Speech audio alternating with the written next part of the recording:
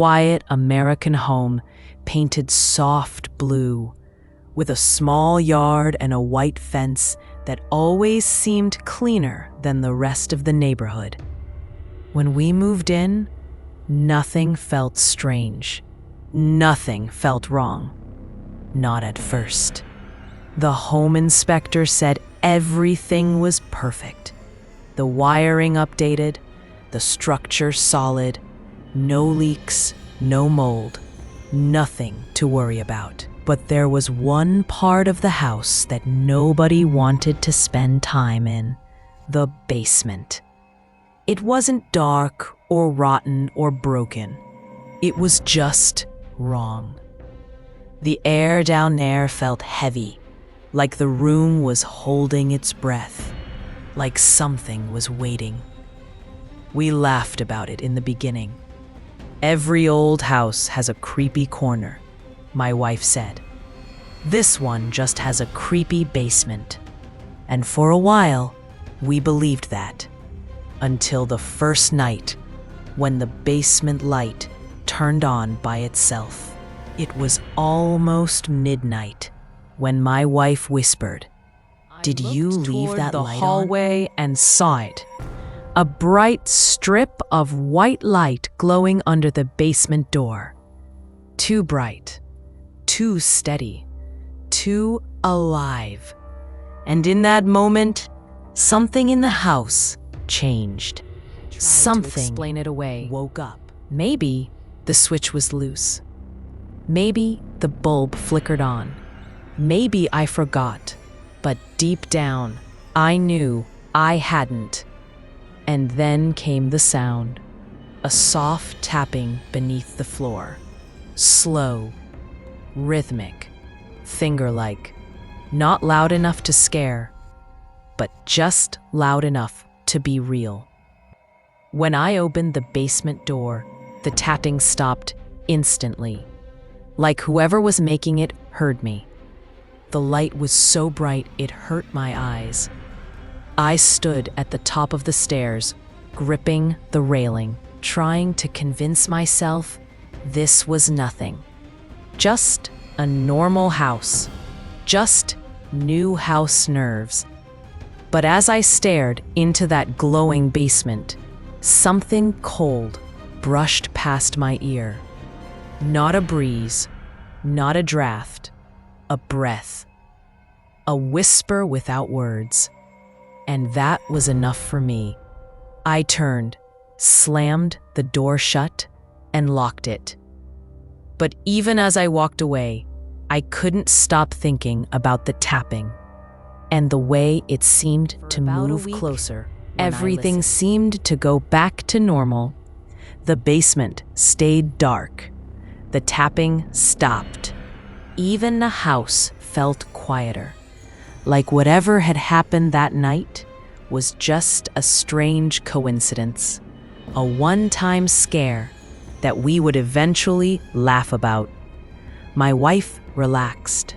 My son stopped waking up at night, and I convinced myself that maybe, just maybe, I had imagined the whole thing. But deep down, in a place I didn't want to touch, I knew the house wasn't done with us. And it proved that on the seventh night, it was 2:46 a.m. when I woke up suddenly. No noise, no dream, just that tight, choking feeling in my chest, as if the air itself was warning me. The house was completely silent. Too silent. I turned my head toward the hallway and saw it. The basement light was on again, but this time, it wasn't just on. It was brighter, much brighter. The glow spilling from under the door looked unnatural. My heart beat thundering in my ears. My wife whispered, "Not again." And then the tapping returned. But it wasn't soft anymore. It wasn't shy. It was louder, closer. And then I realized something terrifying. The tapping wasn't coming from beneath the floor this time. It was coming from the stairs, not in the basement, but halfway up. Like someone or something was slowly climbing toward us. I held my breath as the tapping moved again. One step higher, then another, each tap like a fingertip pressed against hollow wood. Careful, patient, purposeful. I didn't move. I didn't speak. I didn't even blink. I just listened as the tapping climbed, step by step, toward the door. And when it reached the very top step, it stopped completely. That silence, that heavy, suffocating silence, felt worse than the sound itself. Because in that silence, I knew we weren't imagining anything. Something was inside our basement. The mistake I made was opening the door. I shouldn't have done it. I know that now. But fear makes you do strange things. Sometimes it pushes you to run, and sometimes it pushes you straight into the darkness. My wife whispered, "Don't." But my body moved on its own. I walked slowly to the basement door, the bright white light leaking through the bottom like a blade cutting across the floor. The doorknob felt warm, too warm, like someone had been holding it from the other side. My breath caught in my throat. Something in me said, "Turn around, go back, don't open this." But I twisted the knob anyway. The door creaked open. The light inside hit me so hard I had to shield my eyes. It didn't look like a single bulb anymore. It looked like the entire basement was glowing, like every inch of it was alive. I stepped back, startled. The stairs were empty. No figure, no movement, no sign of anything climbing. But then I saw something else, something small. After that night, the house didn't feel like a home anymore. It felt like a place that was waiting for something, watching us, studying us.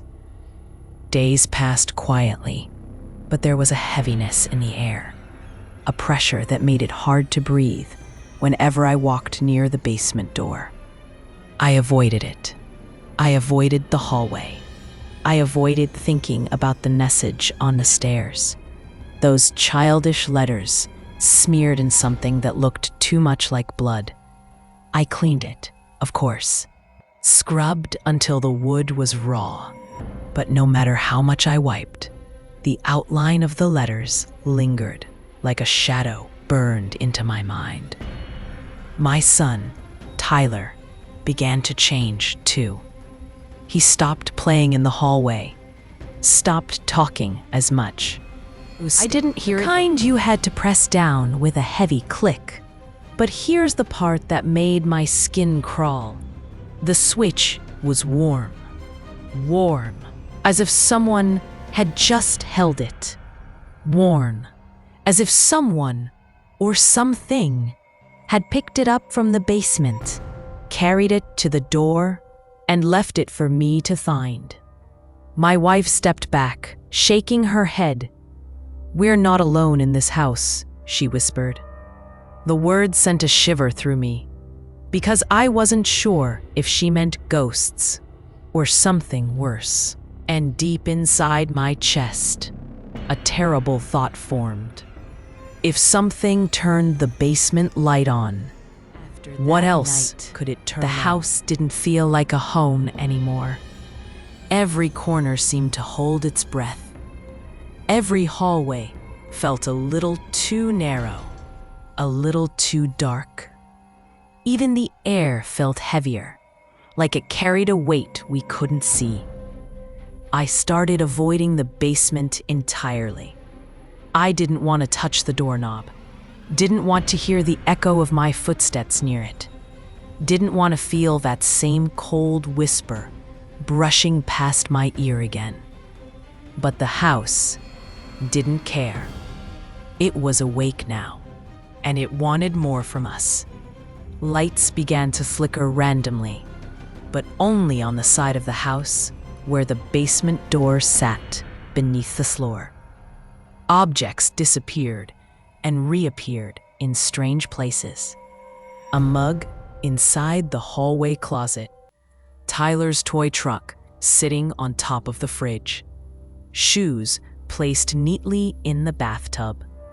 None of these things were accidents. They felt intentional, like someone was moving them to remind us. The part, though, Wasn't the objects or the noises or even the basement light. It was Tyler. Our 6-year-old son started waking up at night trembling, whispering things we couldn't understand. At first, he said it was nightmares, shadows moving, voices calling. But one morning, he came into our bedroom, pale and shaking, tears streaking his face. "The man with no face," he said. He was standing at the top of the stairs again. My wife held him close, trying to soothe him. But I felt a deep, sharp chill in my spine, because Tyler pointed specifically toward the basement hall, the same hall where the tapping had climbed, the same hall where the light bled through the cracks at night, the same hall where something had written, "You heard me," on the stairs. I wanted to tell him he imagined it, that it was just a dream. But kids don't describe things with that much detail unless they saw something. A tall figure, no face, just smooth skin where eyes and mouth should be, wasn't something a child invents. It was something a child remembers, something that was real enough to follow him into his sleep. That morning, for the first time, I locked the basement door with a shaking hand. And later, when I checked it again out of paranoia, it was unlocked. Didn't make me feel any safer. It only made me realize how fragile daylight really is, how thin the line is between normal life and the quiet horror waiting underneath it. I stood at the basement door for a long time, staring at it, trying to understand how it kept unlocking itself. The latch wasn't broken. The lock wasn't loose. The door frame wasn't warped. There was no logical reason for it to open, unless someone opened it. And that was when I noticed something on the floor. Something small, covered in dust, sitting just inside the doorway, as if someone had placed it there on purpose. It was an old-fashioned light switch, a separate switch plate with no wiring attached. No screws, no mounting, just a switch. I picked it up carefully. It was warm, not like room temperature warm, but body warm, as if someone had held it in their hand moments before I found it. My breath tight in my chest, expecting to see someone standing there. No one was, but the hallway felt wrong, heavier than before. Like someone had been standing behind me seconds earlier and moved when I turned around. I placed the switch on the counter and stepped back, feeling my pulse in my throat. That's when the sound started again. A soft, slow, steady tapping. But this time it wasn't coming from the basement. It was coming from the ceiling above me, directly above the basement door, directly above where I was standing. 3 taps, then silence, then 3 more. The exact same rhythm I had heard under the floor. The same rhythm climbing the stairs. The same rhythm that wanted me to listen. Whatever was inside that basement was no longer staying in the basement. Everything inside the house changed. The air felt heavier. The walls seemed to creak more often. Even our footsteps echoed differently, like the house was hollow or listening. My wife begged me to call someone, anyone. But who do you call when something you don't understand is creeping up your basement steps? I tried to act normal for our son, but even he sensed it. He would point toward the basement door and whisper, "Daddy, he's awake again."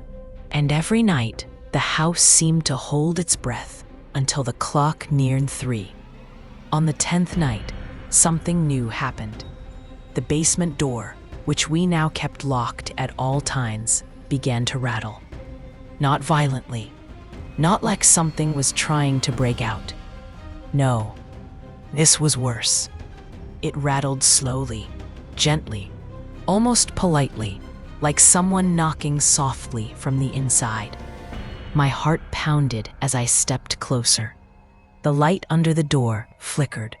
Once, a voice twice. That sounded human, but wrong. It said, "You left me here." My blood froze, because I had never seen this house before moving in. I had never been in that basement. I had never left anyone there. But whatever was down there, I finally did what I should have done from the beginning. I went to the town records office to learn who lived in our house before us. The clerk hesitated when she saw the address. Then she disappeared into the back room and returned with a thin, dusty file, much thinner than a normal record, as if pages were missing or removed. "You're not the first person to ask about that basement," she said quietly. "The previous owner boarded it up for years." "Why?" I asked. She didn't answer. She only pointed to a black and white photo tucked inside the folder. A boy, maybe 12 years old, standing at the top of the basement staircase. His eyes were wide, frightened, staring directly at the camera. On the back of the photo, in faded pencil, someone had written, "Don't let him out again." When I asked about the boy, the clerk just shook her head. "No record of him," she whispered. "No missing person report. No birth certificate. It's like he never existed." But he existed. He existed in my house. He existed in my basement. He existed in the tapping, the dragging, the whispering. And worst of all, he existed in the message, "You heard me." Because now, I finally understood who the tapping belonged to. Not a ghost, not a stranger, but someone who had been locked away, forgotten, trapped in the dark for years. Someone who believed I was the one who left him there. And he wasn't going to stay in that basement any longer. None of us slept. The house felt awake, like it was breathing slowly in the dark. Every sound, every shift in the walls felt heavier than before, like the place was aware we had seen the message on the stairs. The next morning, I tried to convince myself to go down into the basement, to look around, to prove nothing was wrong. But the moment I touched the doorknob, it felt warm again. Too warm, like someone had just let go of it. I pulled my hand back, and the house became silent, completely still.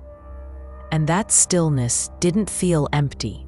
It felt patient, like something was waiting beneath the floorboards, listening for us to make the next move.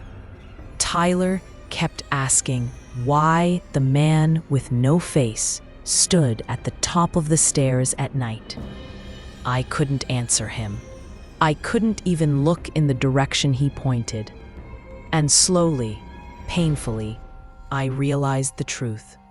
It didn't matter if we stayed away from the basement, house, though we didn't know it yet. Around 3 a.m., I woke up to a soft humming sound. Low, steady, familiar. The basement light. It had turned on again, but this time, something was different. The light flickered like a heartbeat, on, off, casting long shadows across the hallway. My wife clutched my arm, whispering, "Don't open it this time, please." But then we heard it. Not tapping, not footsteps. A voice. A slow, whispering voice drifting up from the basement. A voice that sounded like our son. "Dad, help me." My blood went cold. Tyler was asleep beside us, breathing softly. The voice came again, louder this time. "Dad, come downstairs." Something inside me cracked. Something ancient and terrified. And yet, something else pulled me forward. Not curiosity, not bravery. The door, it opened by itself, slowly, silently, like a mouth widening in the dark.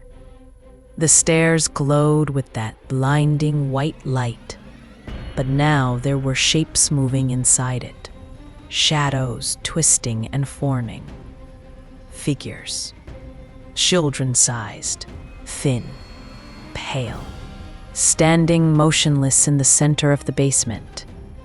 My breath caught, my legs locked. I couldn't move, couldn't blink, because now they were all looking at me, every single one of them. And then, in the dim flicker of the slinging bulb, I saw something worse, something that made my heart stop entirely. One of the figures stepped forward, and it looked exactly like my son. Same height, same pajamas, same voice when it whispered, "Come downstairs, Dad. We've been waiting." My real son screamed behind me at the same time. The thing at the bottom of the stairs smiled wider and ran to the front door, shouting my name, begging me to move. But I couldn't. The basement held me still, like invisible hands were wrapped around my chest. The figures in the light moved closer, their faces melting, shifting, splitting into empty holes where eyes should be. They whispered in familiar voices.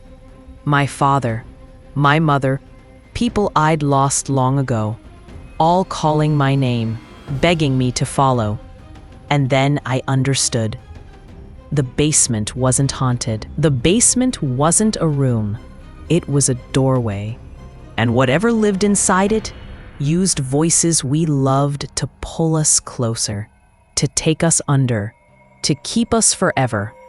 The warm doorknob, the tapping on the stairs, the words written on the step. Everything had been leading to this moment, when the house finally tried to claim someone, and it chose me. I don't remember closing the door.